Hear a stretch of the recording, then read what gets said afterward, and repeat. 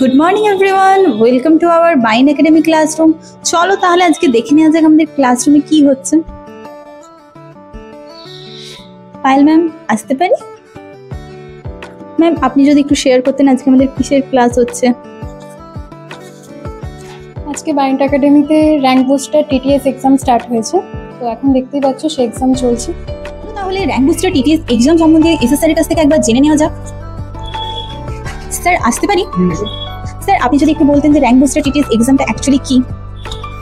আচ্ছা, আমাদের বাইন্ড একাডেমিতে weekly test and monthly test যেটা হয়, মানে যেটা আমরা টার্গেট টেস্ট সিরিজ বলি, এই নিয়ে সারা বছরে 100 থেকে 120 মতো টেস্ট হয়। এবার ক্লাস 12-এর জন্য টিটিএস থাকে, মানে টার্গেট টেস্ট সিরিজ, ক্লাস 11-এর টিটিএস থাকে অ্যান্ড রিপিটার্সের টিটিএস থাকে।